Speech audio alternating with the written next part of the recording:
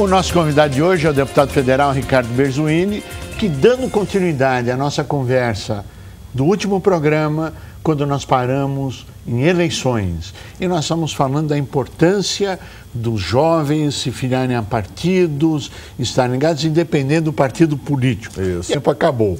Então, vamos retomar daí e o grande desafio da política. Você dizia no programa passado que o que se lembra dos políticos são os escândalos, enfim, as coisas negativas. Como é que se mostra o lado positivo e como é que a política tenha a construção do lado positivo?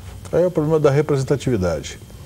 A tradição partidária no Brasil é de ter partidos com poucos filiados e com uma cúpula que toma todas as decisões. O PT já conseguiu avançar um pouco nisso quando elege seus dirigentes diretamente, senão não tem convenção.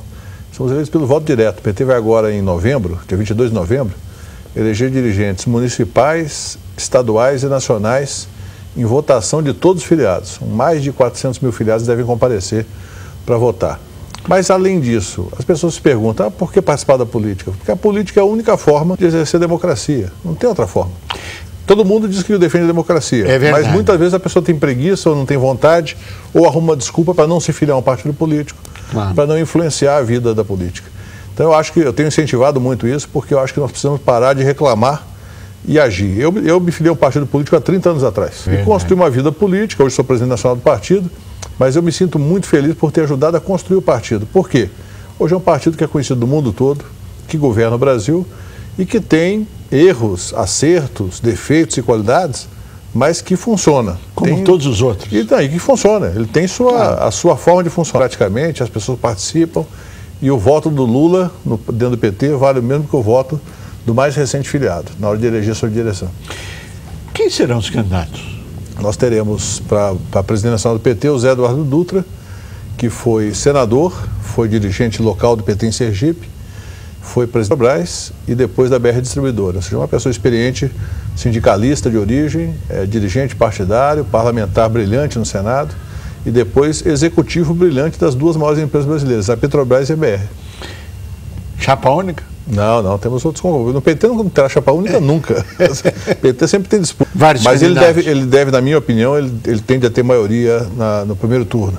Mas temos o Zé Eduardo Cardoso, que é um brilhante deputado federal do PT aqui de São Paulo, a Irine Lopes, que é deputada federal do PT no Espírito Santo, e também temos como candidato também o companheiro, tem um outro companheiro nacional. E a nível estadual? A nível estadual nós chegamos a quase um consenso. O ex-prefeito de Araraquara, Edinho Silva, tem o apoio de mais de 70% do partido, deve ganhar o primeiro turno com facilidade. Mas também não será chapa única? Também não será chapa única. A tendência é que nós temos uma disputa com mais 2 ou 3 forças, mas ele tem um apoio muito amplo. Esse está já, na minha opinião, já está eleito. E o Ricardo Berzoini? Ricardo Berzoini vai continuar a ser deputado federal, vai concorrer às eleições de 2010 e vou ajudar o partido naquilo que eu for convocado. Não serei mais dirigente nesse momento, porque eu quero me dedicar um pouco mais ao meu mandato. Quais são os grandes desafios na eleição, especialmente para deputados, senadores, ou seja, legislativo? Eu acho que nós temos uma questão muito importante, que é o planejamento do futuro do Brasil. Isso. Nós abandonamos um pouco aquela discussão estressante da macroeconomia.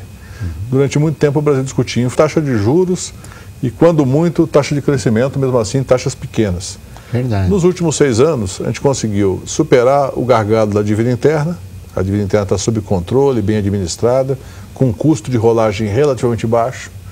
A dívida externa, em função das reservas, hoje não preocupa mais. A pública é muito pequena e a dívida privada tem a garantia cambial de 200 bilhões de dólares de reserva. Verdade. Superamos o problema da inflação. Claro que a inflação tem que cuidar sempre, mas está baixa, está sob controle, está dentro da meta do Banco Central. E superamos também, digamos, aquela tendência de acreditar que o Brasil não podia crescer 3,5% se não voltava a inflação. Essa é a tese dos monetaristas, especialmente os ligados ao governo anterior. Hoje o Brasil sabe que pode crescer mais, que tem boas reservas cambiais e uma situação da dívida interna sob controle e que tem também a inflação sob controle. É o passo adiante, já que a gente superou, pelo menos em parte, essa agenda macroeconômica. Na minha opinião, são duas. E com a descoberta do pré-sal, nós tivemos a felicidade de poder ter um instrumento novo de incidência nessas duas questões. Uma questão chama-se crescimento acelerado com implantação para crescer. Infraestrutura de transporte, transporte ferroviário, rodoviário, aquaviário e também infraestrutura de energia elétrica.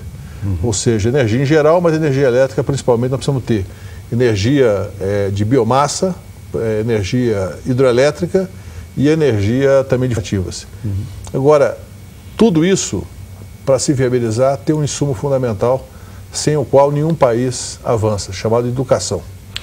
Então, o desafio parlamentar para o meu próximo mandato, se eu tiver a honra de ser eleito pelo povo de São Paulo, é justamente esse, junto com outros companheiros na Câmara e no Senado, lá uma estratégia nacional de educação que dê um salto adiante do que já existe hoje na legislação brasileira, que é ampliar os recursos para a educação.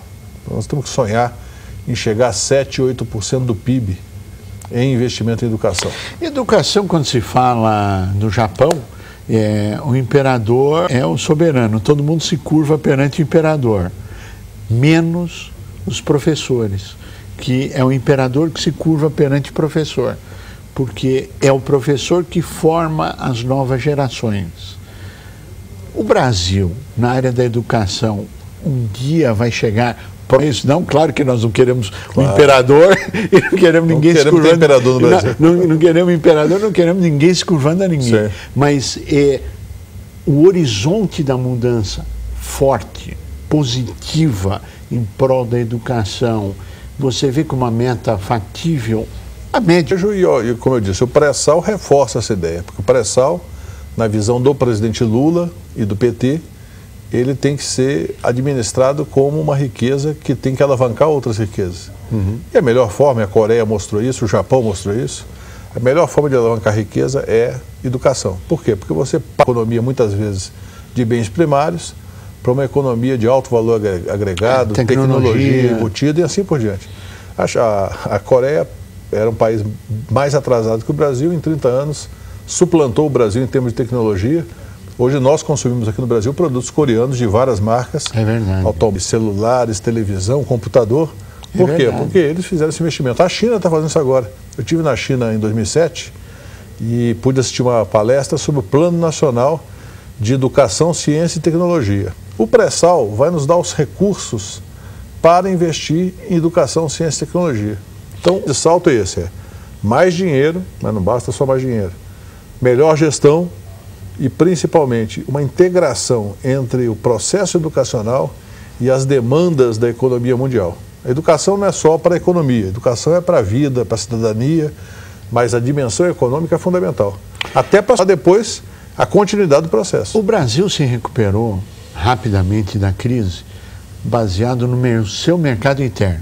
Claro que a integração com os mercados internacionais, mas a saída da crise foi o fortalecimento do mercado interno. Exatamente. Muito bem. A educação vai fortalecer o mercado interno, o pré-sal vai ajudar no mercado interno, claro que é a economia mundial, mas vai trazer, como já está trazendo, vamos dizer assim, grandes cobiças, se é que a gente pode colocar nesses termos, daqueles que querem que isto não ocorra. Porque o crescimento do Brasil, o desenvolvimento do Brasil, incomoda muita gente e ocupa necessariamente o lugar de alguém. Como é que isso é visto no meio político de uma forma geral? Não só dentro do partido PT, mas de uma forma geral no Congresso Nacional, na sua avaliação. Acho que